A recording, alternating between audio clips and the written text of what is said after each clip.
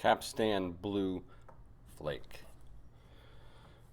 Let me tell you, this is how I found out that I love Virginia tobacco.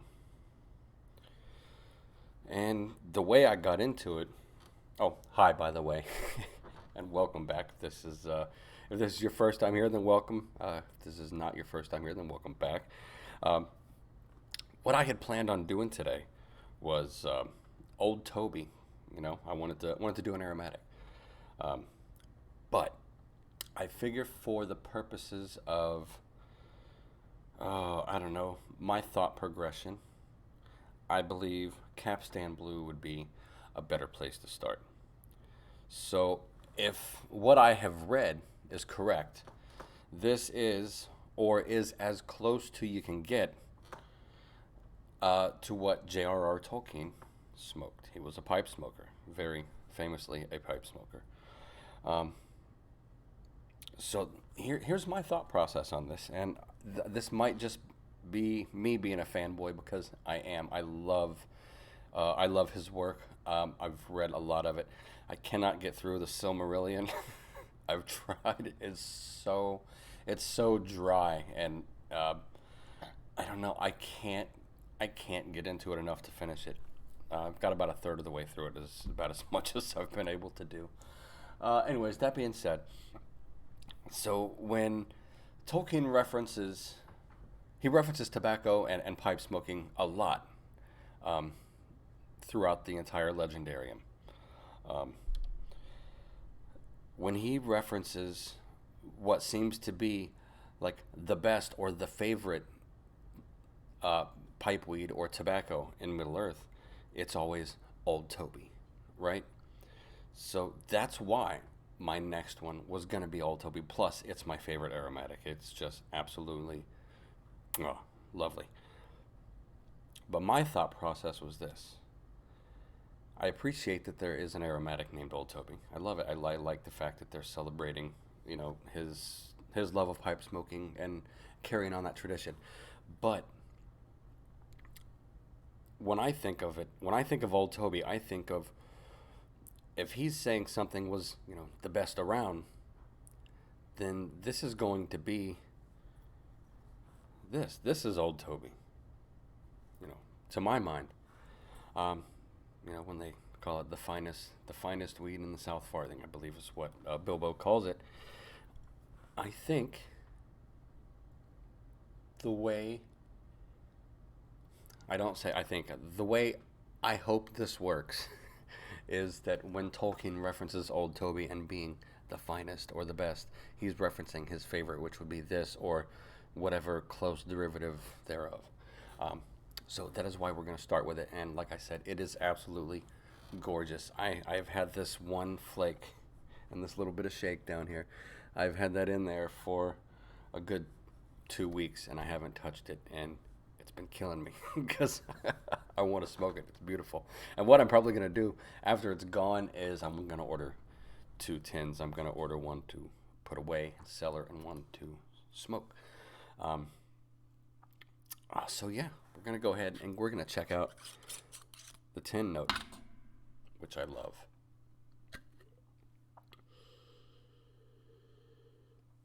Oh, man. So you get slightly raisiny.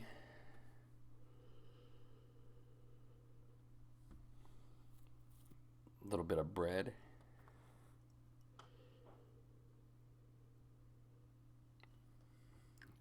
Hay, but wet hay and not wet hay in a bad way. If any of you, actually, let me go ahead and show you what we're working with here. They actually come in whiter flakes than this, but this is a piece of one, so let's try to get a focus on this beautiful thing here. No, I don't think we're going to get it. We're going to get close. Oh, come on. Focus, would you? Oh, we just had it. We just had it. I think that's as best as we're gonna get it. I'm not happy with the lack. Maybe that'll do it. Oh, there we go. There we go. This is a little drier, but it's still noticeably moist to the touch, but smoking ready, not to where it would have to be aired out at all. So, anyway, like I was saying, wet hay, and not wet hay in a bad way. And I almost want to say, I want to go beyond hay. So, if anybody's familiar with, like if you're around dairies or anywhere where there's a lot of cattle or animals that would be eating hay or silage, this and a couple other Virginias, namely the Newminster number 400, kind of give me a little bit of a silage smell. And when silage doesn't really have a smell when it's done, but when it's young, when it's still processing, there is a sweet, fermenty, grassy aroma. And I get a lot of that with Virginias, and especially with this Capstan Blue. I want to try Capstan Gold as well, just because I know how much I like this, but it is expensive. So that's really unfortunate because it is absolutely it's a delicious smoke, and it smells great. It's pleasant for the family. You know, I have a wife and 3 daughters, and they don't complain about this one. There are a few that I get some complaints about some stuff that I do smoke. Namely, let's see, my Rustica crumble cake. That's a strong one. That's pretty pungent. Old Dark Fired isn't too bad. They can tolerate that one because just I think the campfire essence, but it's very cigarish. And there was another one, Jackknife Plug. That's another one that they don't really care for, but I love. And I will be reviewing very soon, as that plug is getting small. So I will meet you guys on the porch. Welcome to the porch. Unfortunately, I looked and looked and looked. I could not find my microphone that I've been wearing to do these phone videos. Well, I found the microphone, could not find the receiver. So I apologize for the sound quality. Also, if you hear some music in the background, which I hope it doesn't get claimed, neighbors listen to music, but I think I can overlay some copyright-free if need be. Hopefully it's not an issue. Maybe I can run my mouth long enough for it not to pick up. But there we go, Capstan Blue.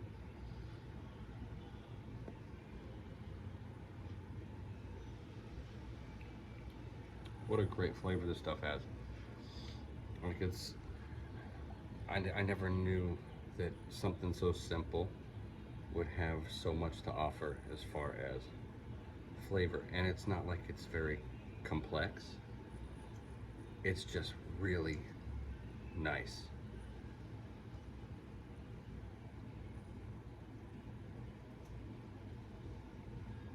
This one likes to run hot. So I make sure I smoke it out of my cob because I got a nice build up in here, and this thing's a workhorse. I don't have to worry about it burning through.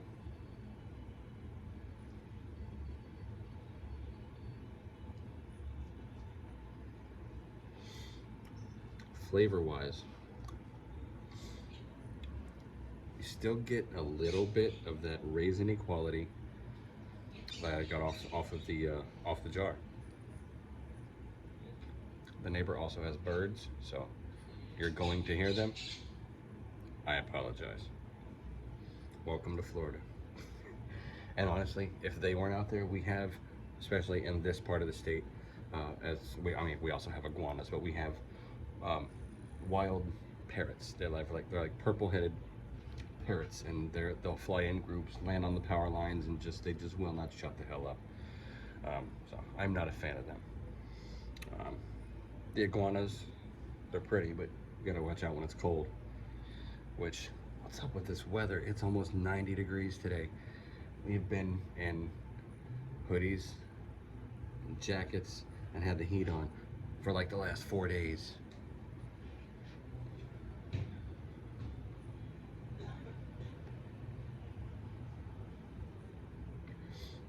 But yeah, you still get a little bit of that raisiny, that dried fruit flavor.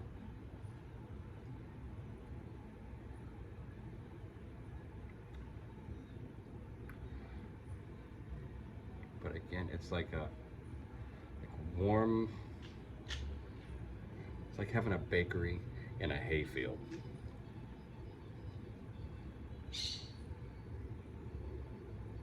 A hayfield that just got mowed a few days prior. That's the best I can do. Like I said, you're not gonna get some complex review from me. I'm not a connoisseur. I know what I like. I like this.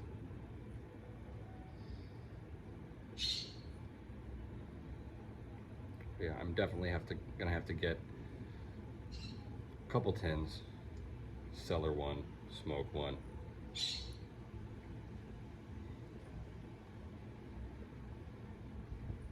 I'm gonna let it sit right next to that haunted bookshop that is, listen, as soon, I'm gonna go ahead and let the cat out of the bag now. The second I review it, which I'm gonna do Old Toby next, after that, I'm gonna review Haunted Bookshop. After that, I don't plan on touching Haunted Bookshop for a while. Here's why. I'm a cheapskate, and I'm not gonna throw it away. Cannot stand it. But what I'm gonna do is I'm gonna get a noodle press, and I'm gonna press it for 2 to 3 weeks, and I'm gonna put it away. I might, after I get it pressed, after the initial press, I may, in fact, I think that's what I'm gonna do. Once I get that pressed, I'm gonna do the initial review for the Haunted Bookshop. I'm gonna press it. I'm gonna review a little bit of what I get off the press, and I'm gonna cellar that. I'm gonna put it away, and then we'll try that down the road if this thing still exists by then. But I'm not throwing it away. No chance. I also plan on doing the same thing to the tobacco that was sent to me by mistake when I ordered my Old Darkfire. I didn't care for that either. I tried it.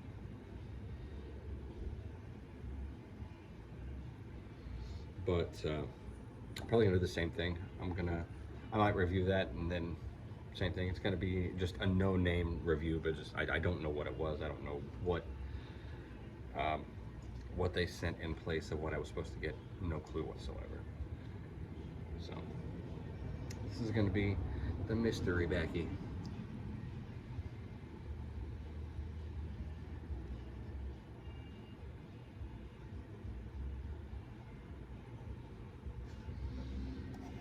Having an issue here.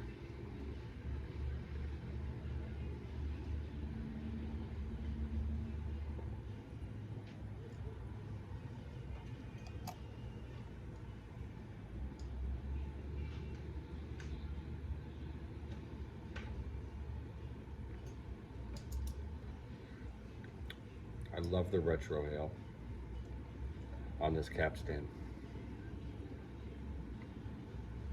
It's a weird thing to say, but I do. The retro ale is really, really nice.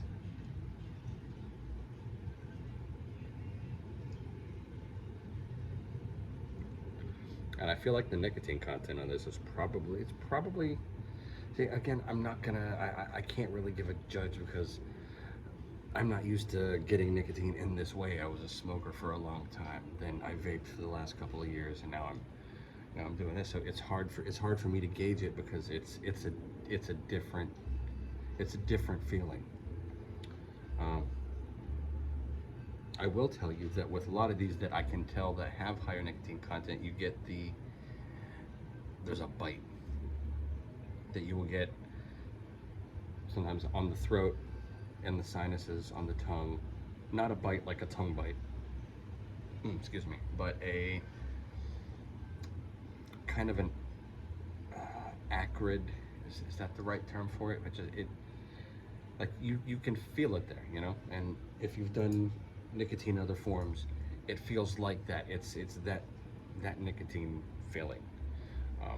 You don't get it that strong with this, but I can feel it.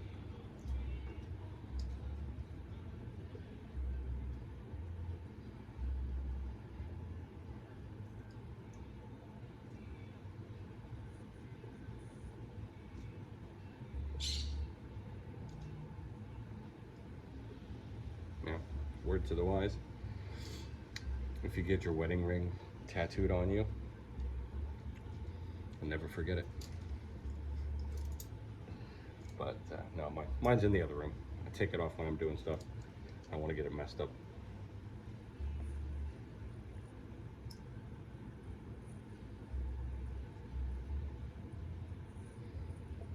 I need some tattoos on this side. Only got that one in my little memorial tattoo there.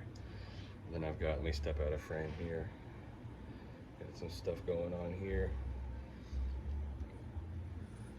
I wouldn't mind adding to. I'm gonna get some vine work, some more flowers. I get this chrysanthemum right here, recolored, probably pink and purple, because it's for my daughter and that's what she wants anyway. So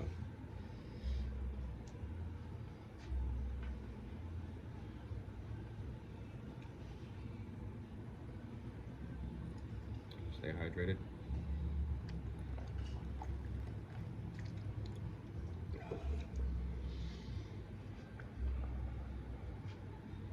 I've got to say, it's not bad in the shade.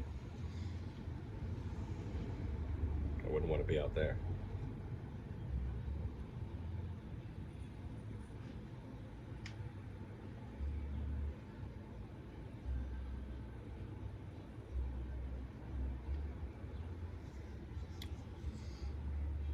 It still really blows my mind that I really thought that I would like aromatics way more than I do. I've got a couple that I enjoy, but besides that, man, Virginia's are where it's at for me.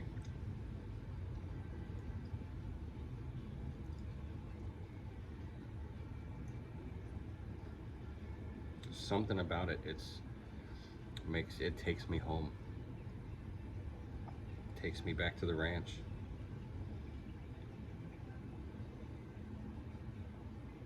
Takes me back to smelling hay and sweet feed.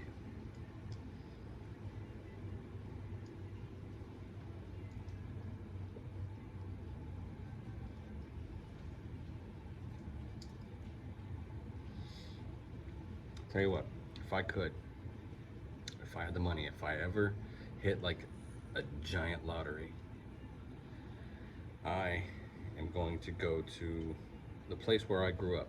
Because if you've heard me mention it before, I grew up on a 2,875 acre cattle ranch. We had several hundred head of cow. We had whatever horses we needed for riding, for working cattle. We had our cow dogs. We had hunting dogs. So we had, anywhere from 10, 15 dogs.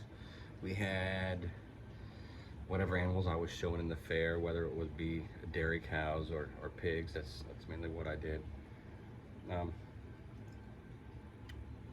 I would go and buy all that land back because it was sold to a developer.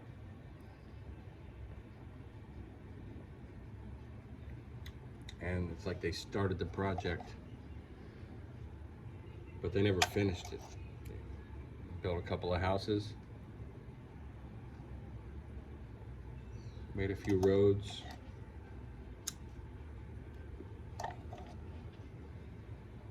Completely ruined what I would consider to be paradise.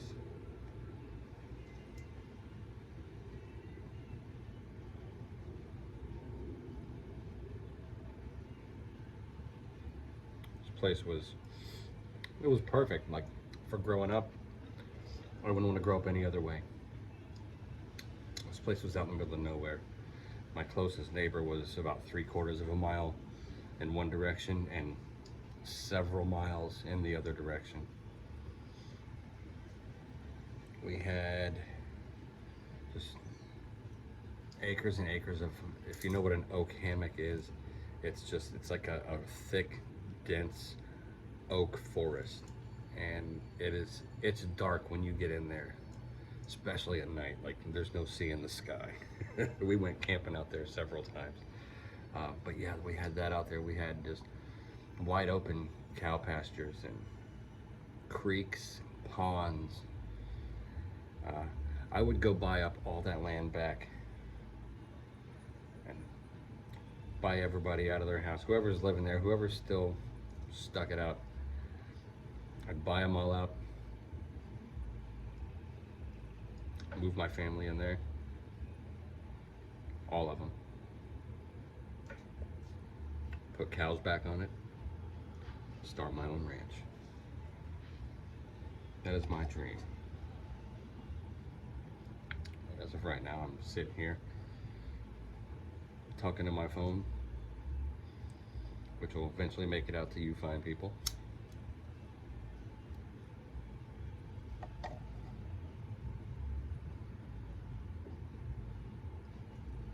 But it's not the destination, it's the journey. And I plan on having one hell of a journey, no matter what I do.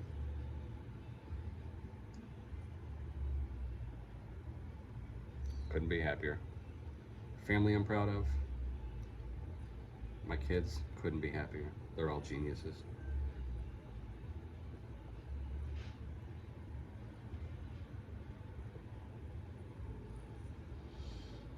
All right, well, it has been fun. I don't really have much more to ramble about right now. But I'm definitely going to sit back and enjoy the rest of this last bowl of Capstan Blue. My old Toby.